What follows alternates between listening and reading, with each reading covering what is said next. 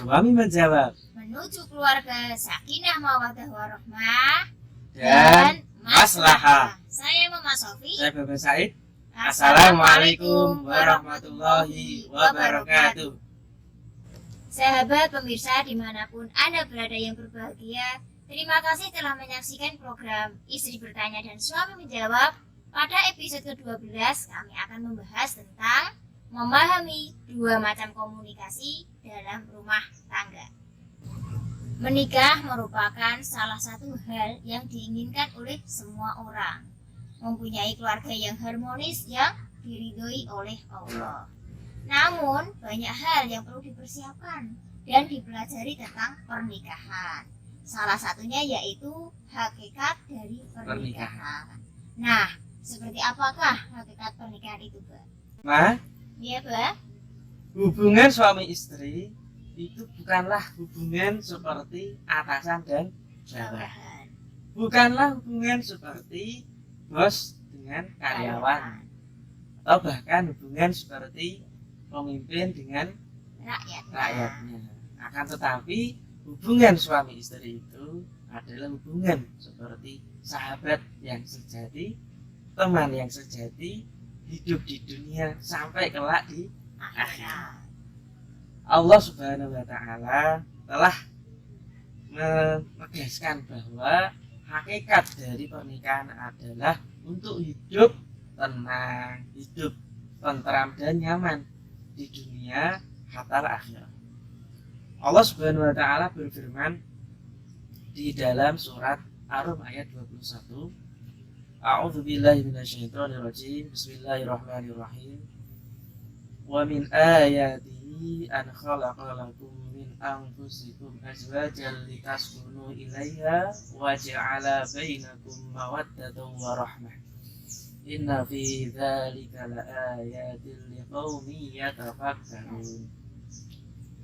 Yang artinya di antara tanda-tanda kebesaran Allah Subhanahu wa Ta'ala yaitu Allah menciptakanmu dari atau menciptakan pasangan-pasangan istri-istrimu dari dirimu sendiri agar kamu cenderung dengannya. Dan Allah menciptakan kasih dan sayang di antara kalian. Sungguhnya itulah tanda-tanda kebesaran Allah Subhanahu wa Ta'ala. Iya, baik. Mama jadi ingat apa yang disampaikan oleh Buya Husein. Pasangan suami istri adalah kau adalah aku yang lain, Iya. atau aku adalah kau yang lain. Oh, seperti itu ya berarti ya, Pak? Iya. Jadi istri adalah suami adalah istri.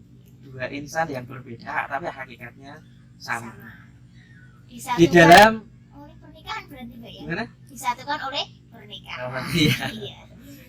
Di dalam tafsir Ibnu Katsir dikatakan bahwa seandainya Allah menciptakan laki-laki Iya.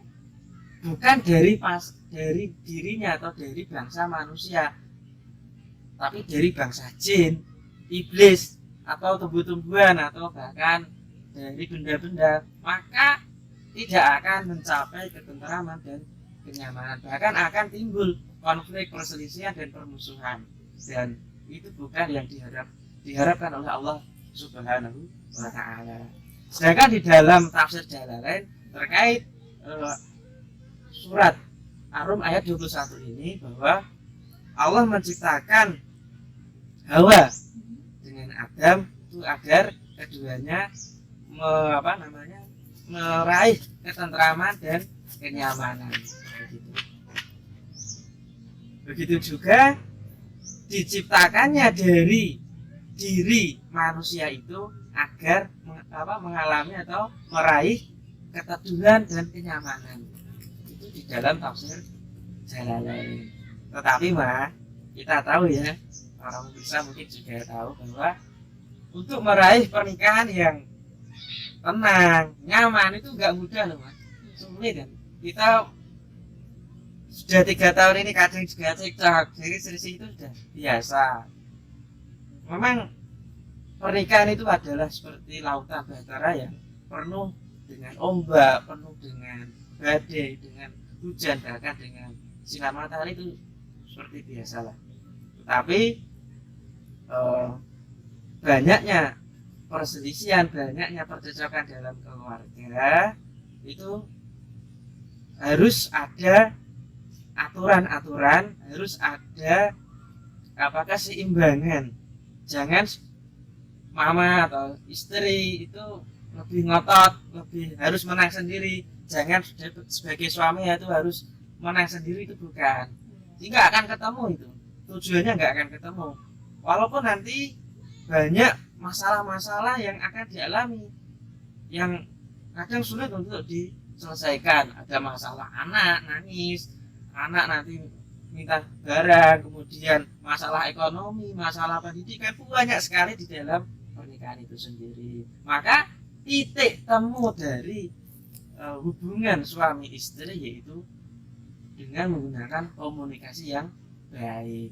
Dengan adanya komunikasi akan memperkecil perselisihan, memperkecil permusuhan, sehingga terwujudlah keluarga yang bersatu, keluarga yang rahmah, keluarga yang sakinah dan penuh dengan kemaslahatan. Begitu, Mas. Iya, saya juga jadi ingat, Bang. Komunikasi itu kan bagian dari musyawarah. Nah, Iya. ini titik temunya berarti dengan komunikasi, dengan musyawarah, maka terciptalah hubungan keharmonisan. Iya. Terciptalah solusi-solusi dari sebuah permasalahan. Itu nggih. Ya, Iya. benar.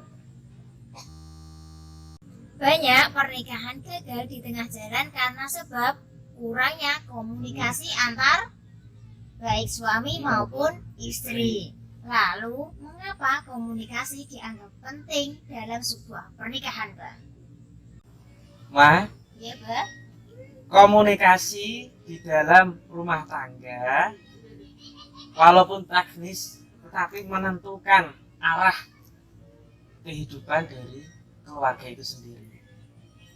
Banyak hadis yang menerangkan untuk membangun komunikasi yang baik.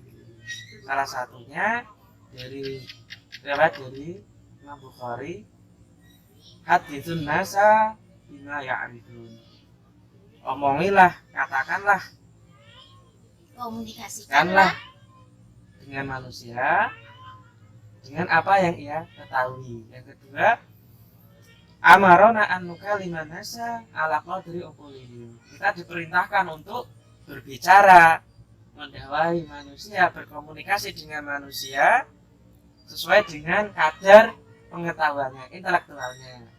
Jadi kita komunikasi ini harus mengetahui pengetahuan masing-masing, ya masing-masing. Jadi jangan sampai kita ngomong tetapi yang sekiranya pasangan kita tidak paham. Mama saya jadi guru terus ngomongannya ilmiah terus, seperti untuk mengimplementasi keluarga harus berlaku inovatif, efektif. Itu kan bahasa ilmiah yang kadang nggak dipahami oleh pasangannya. Ini akan mengakibatkan tidak baik ke depannya begitu.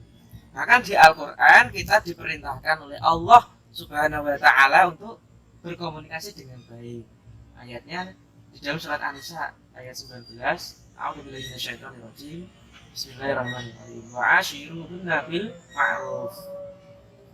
Berinteraksilah kepada mereka istri-istrinya atau istri-istri itu dengan ma'ruf. Ma'ruf itu bisa nyaman, tenang, ya, maaf bukan tenang, sesuai, layak dan patut begitu. Jadi di sini berarti ada komunikasi yang positif dan komunikasi yang negatif begitu. Dari sisi apa komunikasi itu positif? Yang pertama positif dalam hal tujuan. Jadi komunikasi yang baik, yang positif, yang pertama dilihat dari min haitsu al-ghurdu, yaitu tujuan. Jadi para pemirsa, tujuan komunikasi dalam rumah tangga suami istri itu sampai di akhirat, tidak hanya di dunia. Maka kadang suami istri itu bohong, "Ma, tadi baru dari mana?" gitu, mama gitu ya. Menjawab, "Dari kampus," padahal dari Ramayana. Kadang khawatir kalau dimarahi suaminya, kalau dimarahi saya gitu, akhirnya bohong gitu. Mudah-mudahan enggak, Mas ya. Itu dari sisi tujuan. Jadi tujuannya sampai di akhirat. Enggak semata-mata di dunia. Jadi suami istri berkomunikasi katalah akhirat. Berarti sebaiknya ketika mau berpergian atau mempunyai keinginan atau tujuan disampaikan terlebih dahulu ya. Misalkan, "Bah, mama pengen dibelikan tas, ayo kapan ya?" Bapak sebaiknya gimana jawabnya? Ya, insya Allah besok. Ya. Artinya ada komunikasi begitu. Baik lewat langsung atau lewat WA atau Iya. nah gitu. Bisa juga ya, Mbak. "Ma, mama pengen keluar." Terus jawabannya, "Ayo." Iya. Yang kedua, min haisuluk atau dari sisi konten. Konten dari komunikasi yang positif itu ya albiru wa taqwa, dari kebaikan dan mengarah pada ketakwaan. Jangan sampai obrolannya itu, "Ma, besok kapan bisa korupsi ya? Kan besok iya carane Mendapatkan uang lebih. ya, atau "Ma, besok yuk nyuri di Ramayana ya gitu, nyuri di pasar," gitu. Itu obrolan-obrolan yang negatif itu. Atau "Ma," atau rasanya ya gibah atau apa, Mah? Sebaiknya aja, Mbak, daripada ngomongin contoh ini Iya. ya. Contoh yang baik berarti gini. Untuk memberikan kebaikan untuk anak kedepannya itu apa yang perlu dipersiapkan. Ya, itu lebih baik daripada gibah orang lain yang kadang itu malah membuat hati kita menjadi negatif, menjadi kotor itu. Yang ketiga itu min haisu thariq, dari caranya, Mak. Cara komunikasi suami istri itu yang bil hikmah, dengan bijaksana, yang santun, yang baik begitu, Mak. Seperti apa contohnya, Mak? Contohnya apa ya? Ya, dimusyawarahkan. Salah satunya misalkan mau menitipkan anak ataupun juga tentang pendidikan anak. Sebaiknya ketika seorang anak mau dititipkan itu harus tahu tujuannya. Tujuan awal itu dari suami istri dulu. Iya, Kira-kira kedepannya anaknya itu mau dikader seperti apa? Nah, kira-kira tempat penitipan anak yang cocok itu seperti apa? Mungkin seperti itu ya, Bang? Iya. Tidak hanya itu, Mah. Dalam skala kecil ya. Memanggil istri atau suami itu jangan panggilan langsung. Mama saya contohkan, "Wi, Sopi," padahal istri saya kan Sopi Pujiasti, itu manggil Sopi itu tidak baik, komunikasi itu komunikasi negatif. Panggilannya ya panggilan yang positif, "Mama," "sayang," gitu ya. Atau yang lain, "My love," gitu. Atau "My honey," gitu ya. Tapi kalau saya manggil itu ya Mama, kadang ya sayang, kadang ya saying gitu. Tapi Banyak lebih cara. seringnya saying ya. Iya, saying. Ya, itu panggilan-panggilan yang positif, akhirnya akan terjadi komunikasi yang positif. Oke, berarti untuk memanggil pasangan baiknya menggunakan panggilan-panggilan yang sopan, yang baik, yang Iya. positif. Ya. Itu jauh lebih baik karena menanamkan juga kepada anak kita ya. Oh, ternyata misalkan anak kita mendengar panggilan seorang suami ataupun istri dengan panggilan baik, maka ada ketenangan dan kepuasan bagi seorang anak sendiri. Oh, ternyata bapakku atau mamaku itu memberikan contoh yang baik. Salah satunya dengan memanggil ma ataupun saying ataupun di gitu ya. Ya, betul. Bahkan itu loh, Ma. Sayyidah Aisyah, istri Rasulullah Shallallahu Alaihi Wasallam, itu dipanggil bukan Aisyah, tapi Humairah, panggilan sayang, kasih sayang. Banyak contoh-contohnya yang seperti itu. Contoh yang lain, ketika Nabi mau sholat malam gitu ya, sholat malam itu riwayat dari Siti Aisyah ketika itu Nabi membisiki Siti Aisyah untuk izin sholat malam. Tidak membentak-bentak, mak, sholat dulu. Itu enggak komunikasi yang pasti negatif, sehingga dapat mengganggu ketenangan kekhusyuan istri tidur. Akan tapi lebih baiknya ya suaminya ayo mas sholat. Nah, gitu. Tidak hanya izin tapi juga mengajak untuk kebaikan gitu ya. Mengajaknya pun dengan cara yang Baik. Ya. Nah, sebaiknya gini Pak, kalau mengajak dalam hal kebaikan, sebelumnya itu sudah dibicarakan terlebih dahulu. Tidak ketika pas waktu tidur baru, mak ayo sholat malam. Sebaiknya pas waktu sebelum tidur. Nah, mak nanti mari sholat malam bersama-sama. Itu mungkin antar pasangan itu ada kerelaan, emang kebutuhan bersama untuk hajat keluarga bersama. Itu ya Pak ya. Betul. Caranya Jadi, juga harus dengan cara yang baik. Itulah komunikasi yang hikmah atau dengan lembut, ketenangan dan keharmonisan. Kemudian yang terakhir min haisud al-hasil, yaitu dari sisi hasilnya ya. Jadi hasil dari komunikasi suami istri itu at-taqarrub ilallah, yaitu mendekat dengan Allah Subhanahu wa taala, dan tentunya dapat menimbulkan kesenangan, ketentraman, kemudian ketenangan dalam kehidupan sehari-hari untuk hari-hari yang lebih baik yang dilakukan oleh suami dan istri. Jadi ada tadi yang pertama maksud dari tujuan al-ghurdu, kemudian dari sisi al-lubu atau konten isinya, kemudian dari sisi thariqah caranya ya. Jadi yang lemah lembut, kemudian yang terakhir dari sisi hasil yang mendekatkan diri dengan Allah Subhanahu wa taala, kemudian dapat menimbulkan mawaddah warahmah, ketenangan, dan nanti akan berakhir dengan sakinah dan maslahah.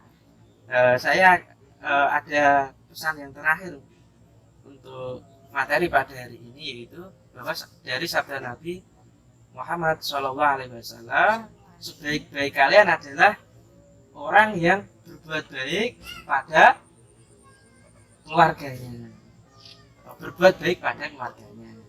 Sedangkan saya, kata Nabi, adalah orang yang berbuat baik sebaik-baik keluarga untuk keluarga saya. Jadi keluarga Nabi itu adalah keluarga yang paling baik untuk ditiru dan dijadikan teladan dalam kehidupan sehari-hari. Mama ada? Iya, Mama jadi ingat kemarin habis mendengarkan ngaji dari Gus Bahak gitu ya. Ketika misalkan dalam sebuah keluarga dan sudah punya anak, yang paling diutamakan adalah anaknya. Misalkan anaknya nangis minta dibelikan jajan. Ya. Pas waktu ketika kita ada tugas dan dalam waktu bersamaan, bagaimanakah hal yang diutamakan? Apakah membelikan jajan tapi kita terlambat, atau kita tidak membelikan jajan dan anak tetap nangis, kita lebih mengutamakan orang lain? Nah, ini yang perlu digarisbawahi. Kita harus memberikan contoh yang baik, adalah membelikan jajan dulu, baru kita berangkat pada tujuan kita. Misalkan ada acara kemana gitu ya pemirsa. Intinya apa, Pak? Intinya kita harus memenuhi kebutuhan anak dulu, karena seorang anak adalah aset kita. Ketika anak merasakan diutamakan penuh dengan kasih sayang oleh seorang ayah atau ibunya, maka kedepannya anak itu dengan sendirinya ternyata baba atau mama saya, ayah atau ibu saya itu memberikan contoh yang baik,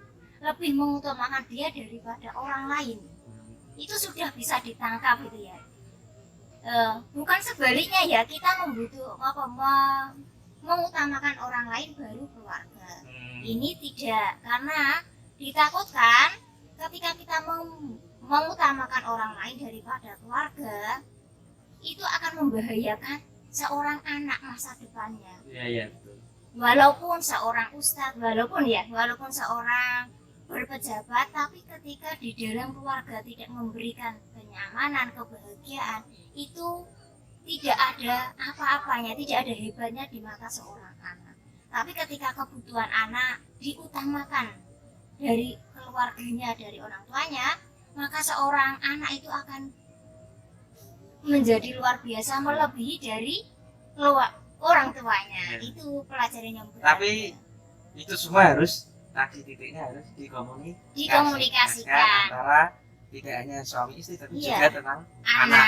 Begitu. Ketika sudah punya anak, maka sedini mungkin, sekecil mungkin harus diajarkan musyawarah. Iya. Sudah dilibatkan dalam sebuah keluarga. Ya, mudah-mudahan keluarga kita semua bisa menjadi keluarga yang baik, Amin. keluarga yang memiliki komunikasi antara suami dan istri, antara anak yang baik, sehingga tercipta keluarga yang baik, yang soleh, yang maslahah dan penuh keberkahan. Amin ya robbal alamin.